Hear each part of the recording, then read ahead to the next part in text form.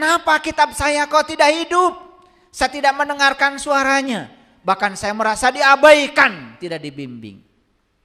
Nah, persoalan besarnya adalah karena kita hidup masih dikendalikan oleh kegelapan pikiran kita sendiri. Itu yang disebut dengan syaiton. Jadi syaiton itu adalah pikiran gelapmu. Yuwaswisu fi sudur, yang suka berbisik di kesadaranmu. Kesadaran sudah muncul. Saya mau bantu orang itu kasihan. Dia kekurangan. Kesadaran udah ngomong begitu. Si pikiran datang lagi. Yuwaswisu. Berbisik sama kesadaran. Enak aja. Kan cari uang tuh susah. Udahlah, biarkan saja. Gak usah dibantu. Kan dia juga sebetulnya tanpa dibantu bisa. Dia cuma malas aja. Tuh, pikiran mah suka begitu. Suka begitu enggak? Mana yang kalian ikuti? Dua-duanya bohong besar. Gimana ngikuti dua-duanya? Yang diikuti adalah yang kedua, bukan dua-duanya, yang kedua. Makanya Allah bilang di Quran, nih ayatnya. Ini surat Al-Fatir ayat 32. Hari ini agak banyak ya ayatnya supaya kelihatan pengajiannya.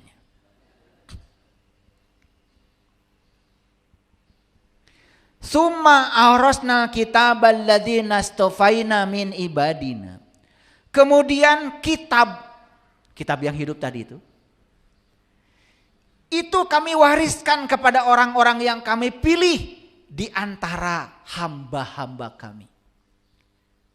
Jadi kitab ini ternyata hanya diwariskan kepada hamba-hamba kami yang terpilih di antara hamba-hamba kami. Luar biasa. Siapa yang memilih? Siapa yang memilih?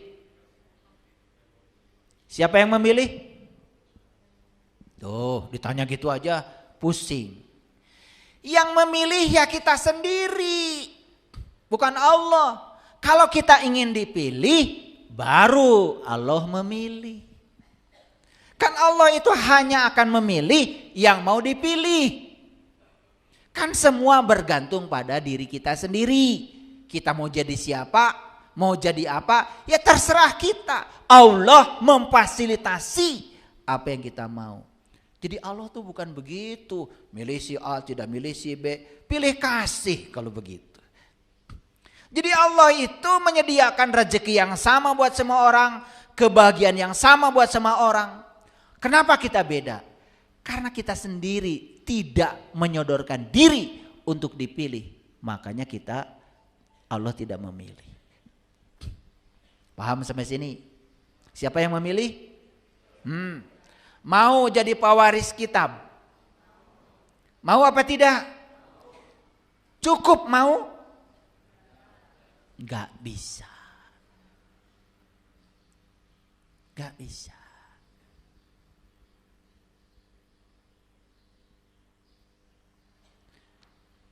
Karena kita harus memulainya. Dari mana kita memulainya? Sudah dikasih tahu ilmunya tadi. Mulainya dari mendengar.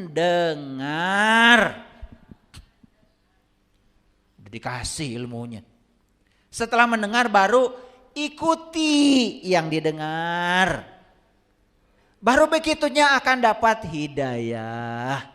Puncaknya jadi ulul albab. Kenal kepada jati diri kita sendiri. Kalau sudah sampai di situ, hidup itu luar biasa. Pokoknya kalau yang saya rasakan, banyak uang juga enak hidup itu. Damai. Yang saya rasakan begitu.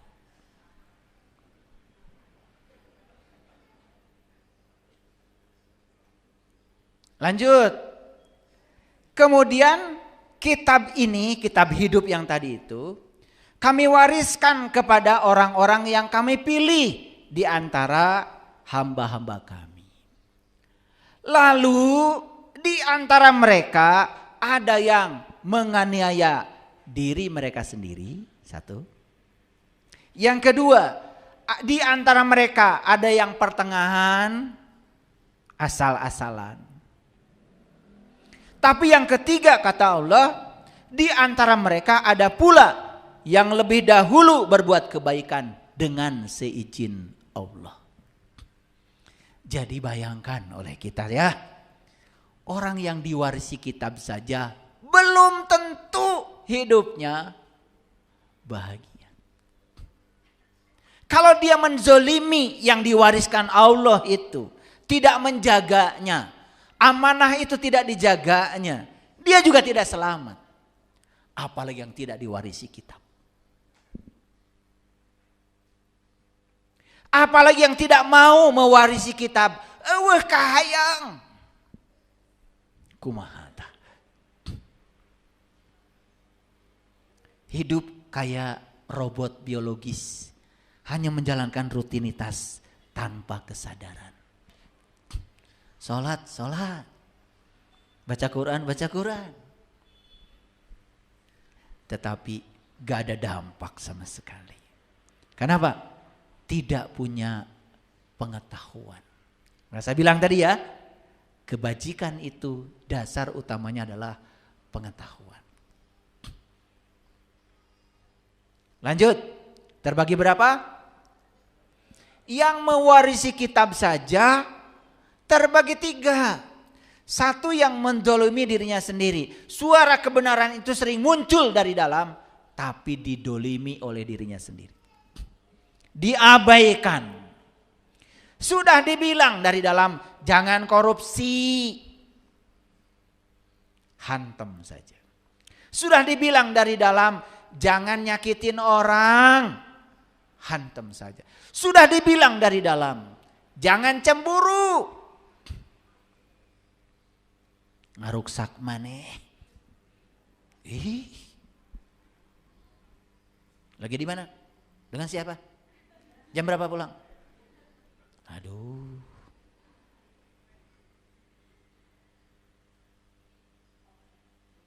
Gak puas video call.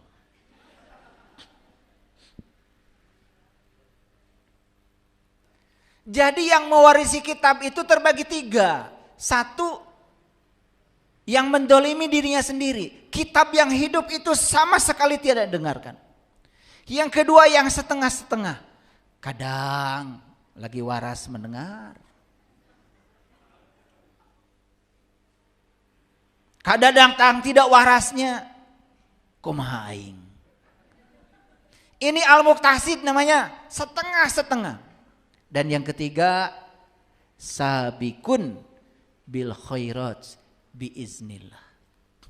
Sungguh-sungguh dia ingin jadi orang baik. Sungguh-sungguh dia ingin merubah dirinya menjadi lebih baik.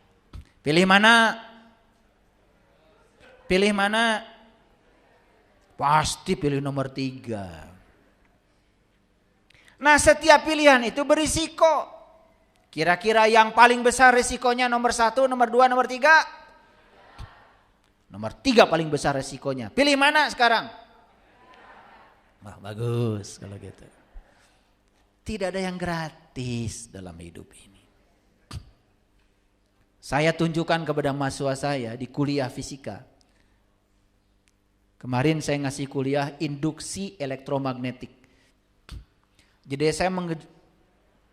saya tunjukkan pada mahasiswa ada plat konduktor. Saya gerakkan ke sebelah sini dalam medan magnet. Jadi begitu digerakkan ke sini, ada gaya yang timbul melawan gerakan saya. Kaget mahasiswa. Bisa begitu Pak? Itulah. Dalam hidup tidak ada yang gratis. Kalau saya ingin menggerakkan batang konduktor dalam medan magnet ke sini, akan ada gaya, namanya gaya magnet yang arahnya melawan gerakan dari saya. Itu saya tunjukkan di laboratorium. Kaget mahasiswa. Begitu ya Pak ya hukum alam? Yes, hukum alam begitu. Jadi kalau kalian ingin dapat layanan pendidikan yang mahal, yang bagus, iya mahal. Jadi saya menghargai demo. Saya bilang sama mahasiswa. Tapi jangan menuntut SPP gratis. Melawan hukum alam. Saya buktikan pakai fisika. Ayo kamu sekarang yang laki-laki ada yang pipis. Saya Pak, WC.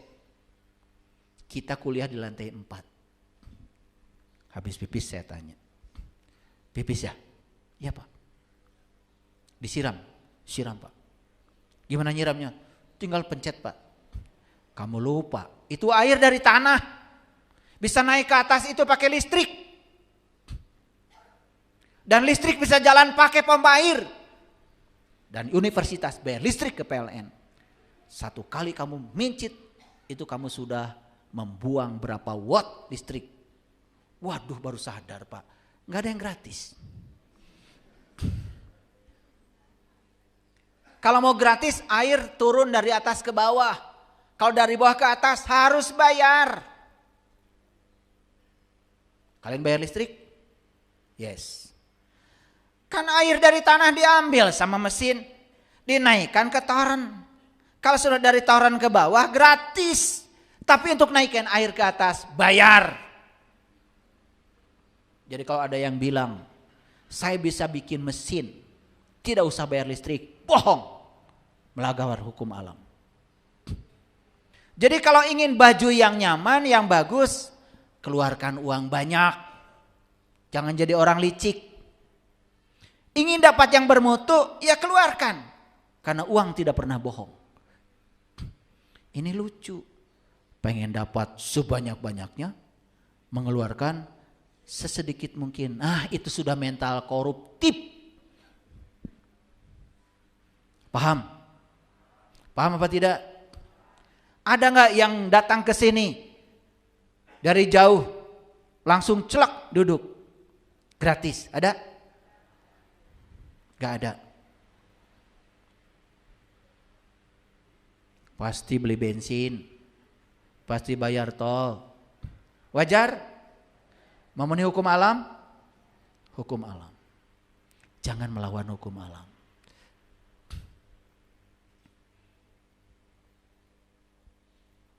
Ya, saya tidak pernah menjual ilmu. Karena ilmunya bukan ilmu saya. Ilmunya ilmu Allah.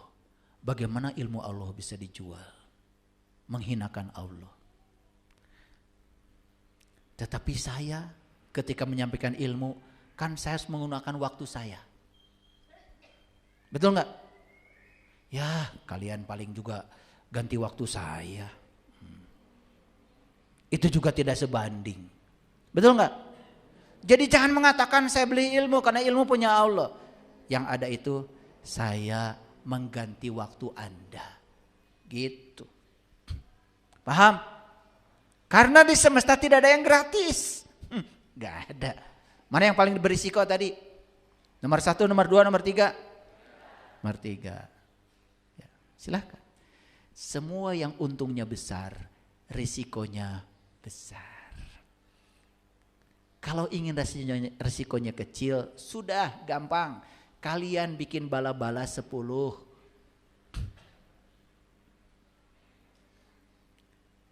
Bilang dalam batinnya, saya dagang di pinggir jalan. Dinu teu payuna di dahar. Gak ada risiko. Betul gak? Betul apa tidak? Ya itu. Nah ini saya kasih tahu. Yang ingin risikonya kecil, gak usah pengen yang besar-besar. Karena semua yang besar itu risikonya besar.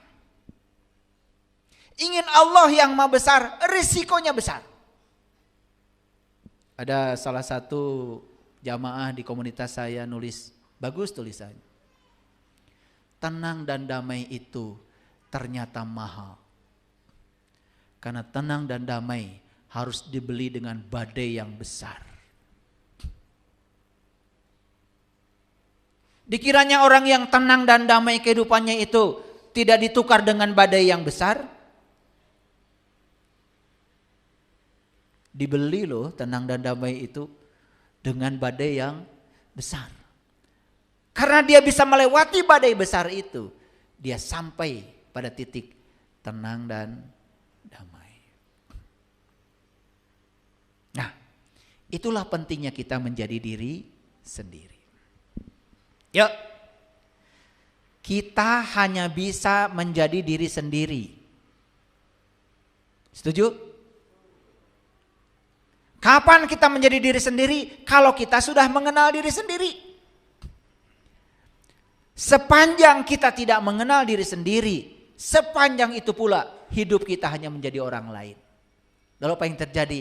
Kita sering berisik, kita sering berubah dengan apa kata orang tentang diri kita. Menjadi orang lain itu adalah kepalsuan. Menjadi pengikut kebanyakan orang menjadikan diri kita semakin tidak asli. Yuk sadari, selama ini kita menjadi pengikut kebanyakan orang. Da batur oge kitu. Betul nggak? Itu membuat kita semakin tidak asli. Makanya bahasa Inggrisnya just be yourself. Ngerti apa tidak? Bilang dari tadi. Just be yourself. Jadilah dirimu sendiri.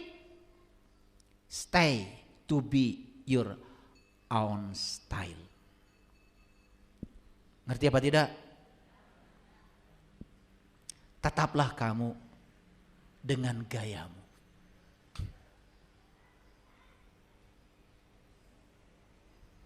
Ya gaya saya begini. Saya tidak bisa jadi orang lain.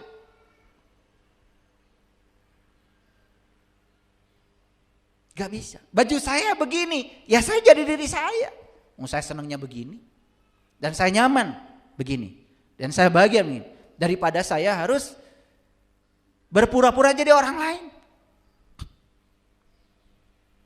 Ada yang bilang sama saya, kenapa sih ayah guru gak pakai jubah?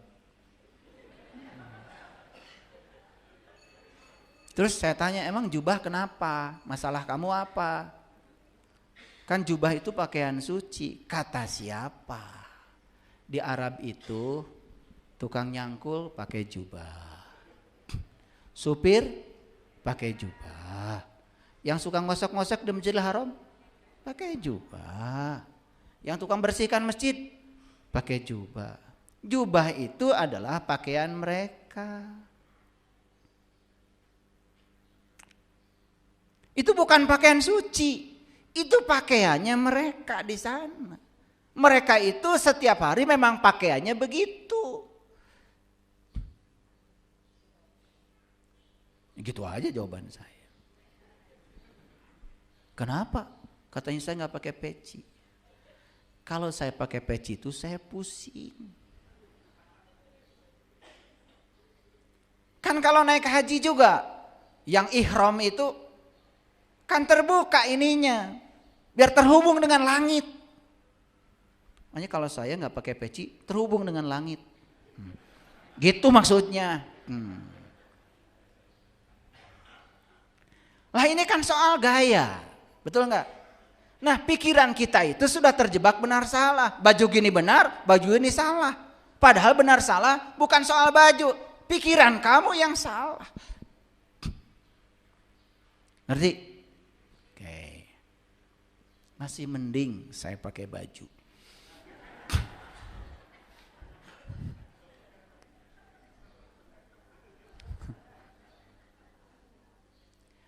Jadi kita ini kalau ingin menjadi diri sendiri, maka tugas kita satu. Kita harus belajar meniti ke dalam.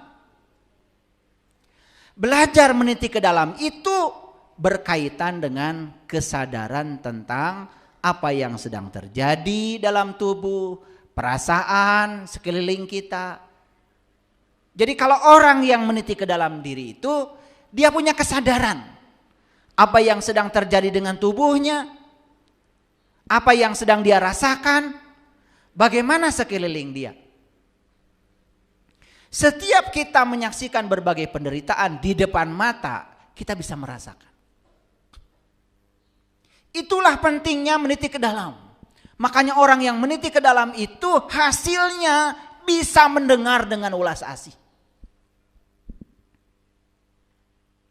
Perhatikan saya. Apa indikator kalau kita sudah berhasil meniti ke dalam? Indikator yang pertama adalah bebasnya diri kita dari penderitaan dan kita pun bisa membebaskan penderitaan orang lain. Itu hasilnya yang saya rasakan. Kalau kita sukses meniti ke dalam, satu, kita bisa membebaskan penderitaan kita. Yang kedua, kita bisa membantu orang lain yang menderita supaya bebas dari penderitaan.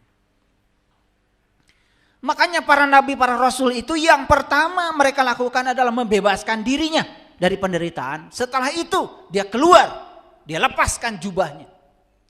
Kemudian mereka membantu orang-orang lain yang menderita supaya bebas dari penderitaan. Hadirin, banyak manusia punya segalanya. Punya segalanya. Tetapi masih menderita secara mendalam. Akibat apa? Dia tidak memiliki kedamaian. Dia tidak memiliki kasih sayang. Sehingga mereka sulit untuk bahagia. Banyak gak manusia yang gampang marah? Bahkan melakukan tindakan kekerasan di saat mereka mendapatkan yang tidak diharapkan. Inilah yang disebut dengan penderitaan diri.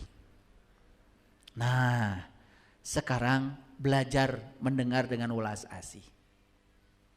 Tetapi sebelum itu saya kasih tahu.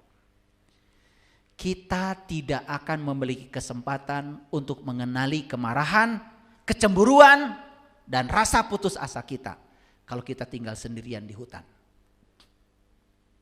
Betul? Jadi ketika kita bertemu dengan banyak orang, kita akan dapat mengenali berbagai jenis emosi yang diderita oleh kita.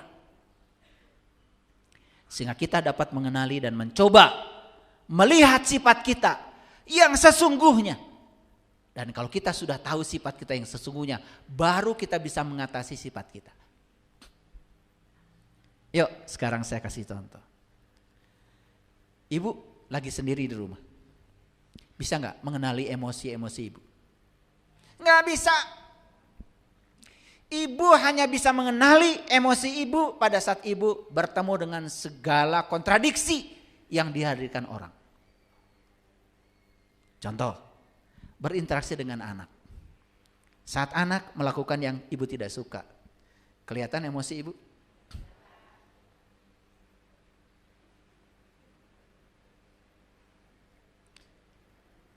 Ketika suami melakukan yang tidak ibu suka, kelihatan kemarahan ibu? Jadi ternyata untuk melihat karakter diri kita yang asli, kita perlu orang lain. Jadi kalau begitu saya tanya, kita bertemu dengan banyak orang itu bagus apa jelek? Bagus kalau tahu ilmunya. Betul nggak?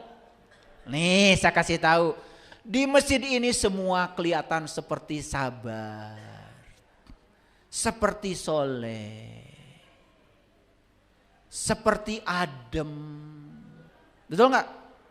Seperti pendiam, karena yang ngomong saya. Aslinya kalian itu ketika kalian berhadapan dengan orang, di situ jenis-jenis emosimu itu akan kelihatan. Paham? Sayang sekali, selama ini kita tidak bisa mendengar dengan welas asih. Yuk lihat saya semua. Salah satu meningkatkan kesadaran kita adalah mendengar dengan penuh welas asih. Mendengar secara mendalam untuk mengerti penderitaan mereka yang sedang menderita. Sudah bisa mendengarkan penderitaan orang yang sedang menderita? Karena kalian belum bisa mendengar penderitaanmu sendiri ketika sedang menderita, kalian tidak sukses mendengar penderitaan orang lain. Bisa mendengarkan enggak penderitaan orang yang terus-terus menyakiti kita? Jangan dikira loh, orang-orang yang menyakiti kita terus-menerus itu menderita. Makanya jangan dimusuhi. Mereka itu menderita. Orang-orang yang terus-menerus mencari-cari kesalahan kita, mereka itu menderita. Orang yang tidak bahagia dengan kebahagiaan kita, mereka itu menderita. Bisa nggak mendengarkan penderitaan mereka? Kalau tidak bisa mendengar, sekarang cobalah kamu menyakiti orang lain. Lo dengarkan penderitaan kamu saat kamu menyakiti orang lain. Cobalah kamu mengatakan kata-kata buruk pada orang lain dan dengarkan penderitaan jiwamu.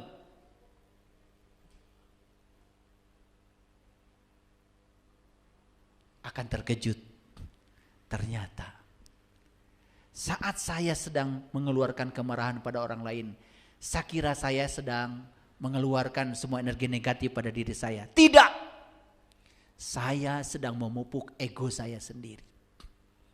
Ternyata saya sedang ngasih makan pribadi saya yang buruk. Makanya menjadi sangat gampang kita marah. Sederhana ibu, bapak. Ketika ibu bapak sedang marah-marah, coba dengarkan penderitaan bapak ibu sendiri.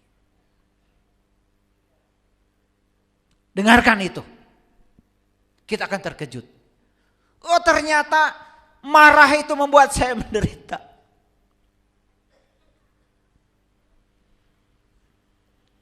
Wajah jadi jelek. Jantung berdetak lebih cepat. Napas ngos-ngosan. Kepala pusing. Ini pengalaman kan?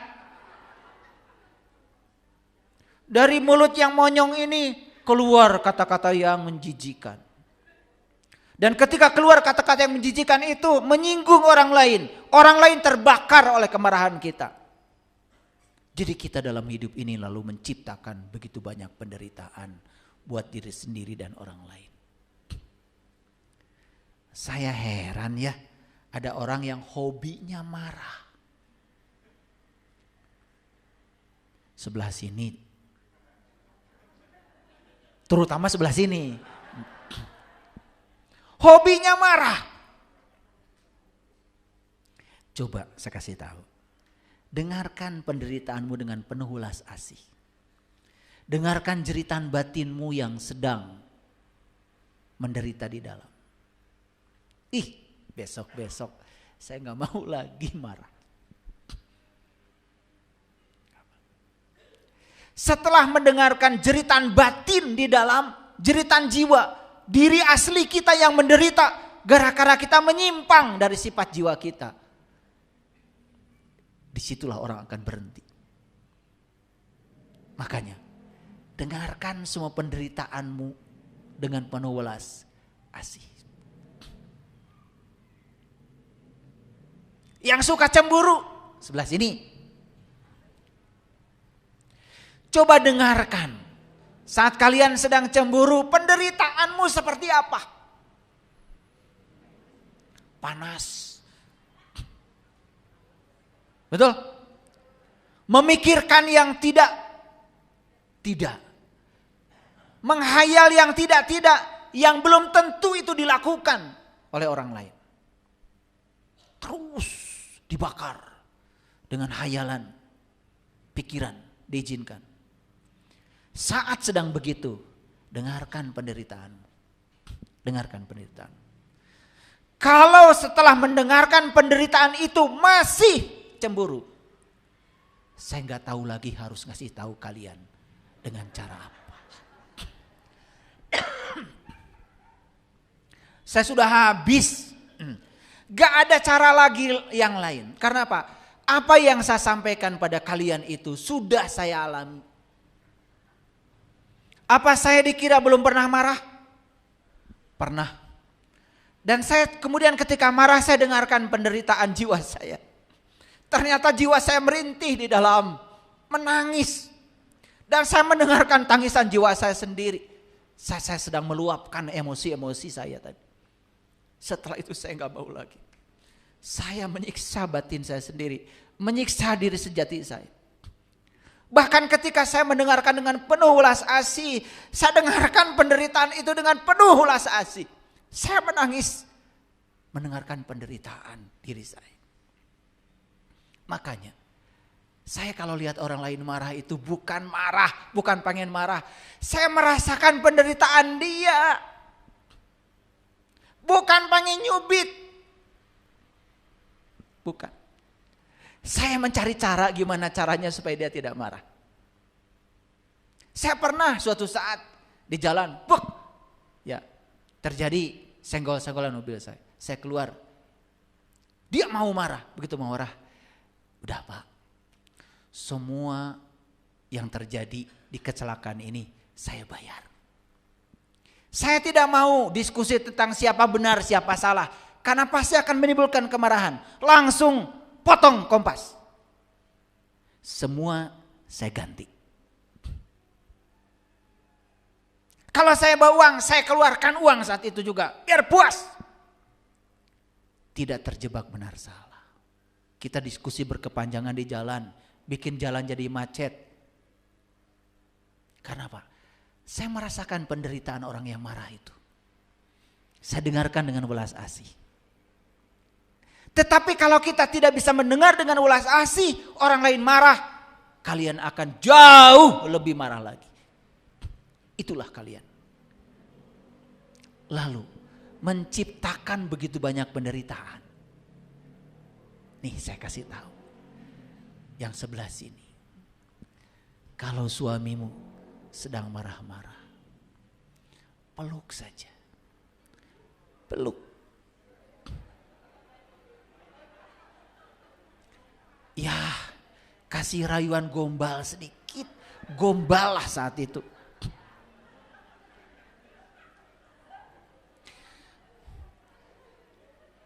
Bukan malah jadi marah. Bukan. Karena apa? Karena kita sudah terlatih mendengar penderitaan kita saat kita marah. Jadi kalau ada orang lain marah itu malah justru kita sayang sama dia. Kita mendengarkan penderitaan batinnya. Makanya supaya tidak keterusan menderita. Yuk kita keluarkan rumus jitu kita. Supaya saat itu kemarahannya. Kalau saya sudah ngasih ilmu sedalam ini.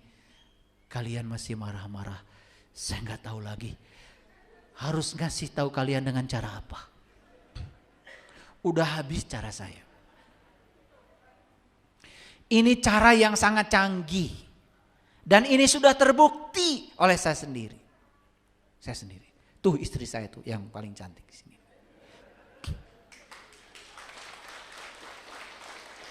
Saya bicara ini di depan istri saya. Karena kita sudah pengalaman. Sama-sama pernah menderita. Lalu saling merasakan penderitaan itu. Lalu kita cari cara. Gimana caranya supaya kita tidak menyakiti diri kita dan menyakiti pasangan kita. Ya sudah, akhirnya kita saling memahami. Daripada marah, lebih bagus memaafkan. Daripada menyalahkan, lebih bagus memahami. Karena kamu dengan saya berbeda. Tugas kita dalam perkawinan ini saling menerima dan menghormati perbedaan itu. Jangan pengen sama.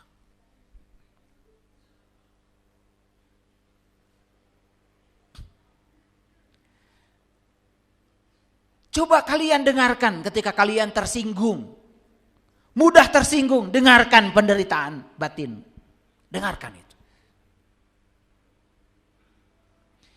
Menderita. Ketika kalian sakit hati, dengarkan penderitaanmu. Dengarkan. Lalu akan timbul, ini sakit hati berasal dari mana ya? Ketemu jawabannya, sakit hati bukan dari orang lain. Sakit hati karena saya memasukkannya ke dalam hati. Kalau gitu, besok-besok apapun yang terjadi di luar, saya tidak akan masukkan ke dalam hati saya. Kemarin saya sudah merasakan, begitu dimasukkan ke hati, sakit hati. Dan saya sudah merasakan betapa menderitanya ketika saya sakit hati. Ini penting yang buat tukang sakit hati. Yang sebelah sini. Coba rasakan penderitaan kita ketika kita merasa sebagai korban. Coba rasakan. Kita mengeluh sini, mengeluh sana, merasa orang lain jahat sama kita, dan kita merasa sebagai korban. Rasakan penderitaannya. Dengarkan penderitaannya. Setelah kita mendengarkan penderitaannya, saya tidak mau lagi menderita seperti ini. Cari jalan keluarnya. Ketemu ilmunya. Ternyata di alam semesta tidak ada orang lain. Di alam semesta yang ada satu-satunya adalah diri saya. Saya sakit hati, salah saya. Saya menderita, salah saya. Saya sedih, salah saya. Karena saya mengizinkannya. Bukan orang lain. Dan mulai sekarang saya sadar, saya tidak bisa mengendalikan orang lain di luar saya. Saya punya kuasa mengendalikan diri saya. Saya tidak bisa menutup mulut orang lain. Bau. Saya hanya bisa menutup telinga saya. Tidak bau. Oh, ternyata kesalahan saya sudah saya tahu. Selama ini saya mencoba menutup mulut orang lain. Tapi saya membuka lebar-lebar telinga saya. Padahal itu mulut punya orang. Ini telinga punya saya. Saya hanya punya kendali mengendalikan yang punya saya. Saya tutup telinga saya. Biarkan orang lain mau mengatakan apa. Saya tidak akan berubah dengan apa kata orang tentang diri saya. Karena saya sudah menjadi diri saya sendiri. Keren gak kalau gitu?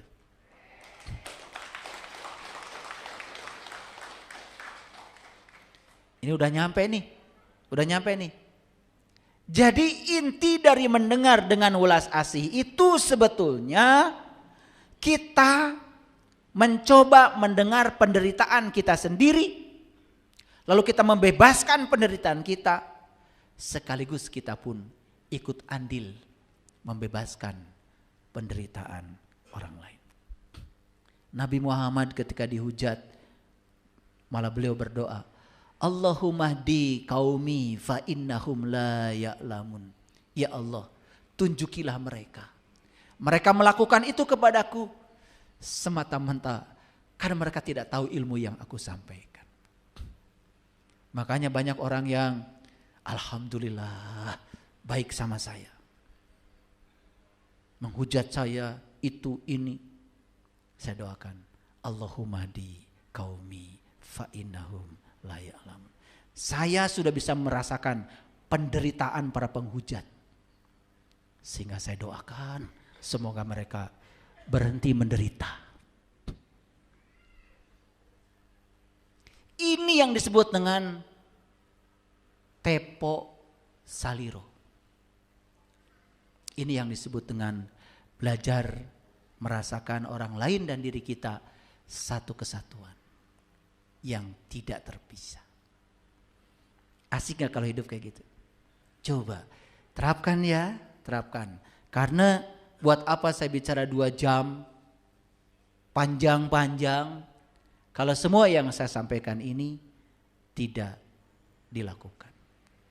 Sehingga nanti para sahabat semua menjadi orang-orang yang bijak. Orang bijak berbicara karena dia memiliki sesuatu untuk dikatakan.